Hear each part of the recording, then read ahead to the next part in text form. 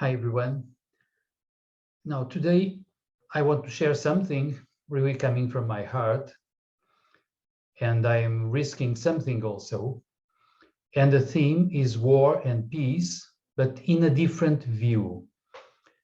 Why so? Because we are watching all over the world that lots of people are in anger against Putin and the Russians because they invaded Ukraine. Totally understandable. Perhaps they are right to some extent, of course, but this is not the main issue here to me. There is something else. So war has been around for a long time with humanity, nasty business. There are always atrocities following war everywhere. We see it across all human history. But the thing here is that this war is starting at the time after 2 years of pandemics, global pandemics, and after 2 years of scaring people, of cultivating fear everywhere, of fear propaganda everywhere. So the atmosphere of fear might indeed promote war. It promotes frustration, of course, it promotes shrinking, but also reactions of aggression. When we are in fear, aggression ensues easily. Now, the thing is that there might be not just a psychological, but an esoteric or an occult side to all of this. I mean that if we take into account recent books like Subtle Activism, where we see an author showing us, with a strong research basis from parapsychology, there are such things as a psychic atmosphere might exist, a subtle atmosphere that most of us would not be aware of. This psychic atmosphere can influence, in general, human behavior, and it can influence war and peace, of course. And we can also act on this psychic atmosphere from meditation and prayer, and generally speaking, spiritual practices. This is something we find in spiritual traditions all over the place. Then we also learn, for instance, from authors like Sri Aurobindo, that perhaps during the past World War II and World War I, of course, but mostly talked about World War II, there was a negative, a very dark psychic atmosphere, and that was surrounding mostly the Nazis, of course, but not just them, and very dark entities were directly influencing Hitler himself and the Nazi leaders. And Aurobindo was doing his best also to cleanse the psychic atmosphere and to reduce the influence of such entities. Nowadays, let's place this as a working hypothesis.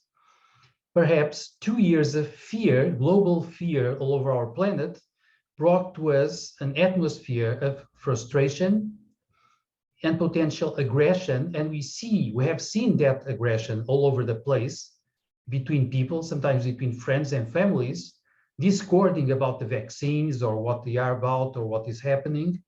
We saw an advance, to me, of dictatorship spirit from CEOs of many major companies and from politicians moving on with their own agendas. And those politicians has been inside our democracies, to me, getting closer to dictatorships. But that's another story. Anyway, nowadays what we see is a strong aggression from Russia against Ukraine, and we might have this tendency to unite against Russia, thinking Russians are the bad guys.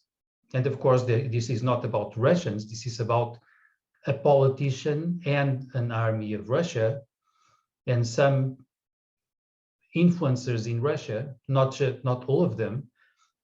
But anyway, I think the most important thing is solidarity with all people that suffer from war all over our planet, not just Ukraine, because we know that war has been raging in other places with atrocities, We have seen major bombardments from Israelis against Palestinians, and Palestinians trying to fight back or starting the aggression. We have been Saudis using all their might bought from the USA for their military might against the Yemen. We have seen rebels from Yemen striking back and producing nasty stuff, and all those things happening for a long time all over our planet.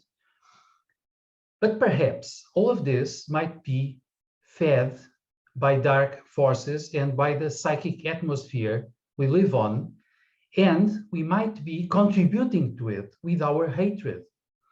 Because when we turn against a people or even a leader like Putin, I might ask this, which one of us?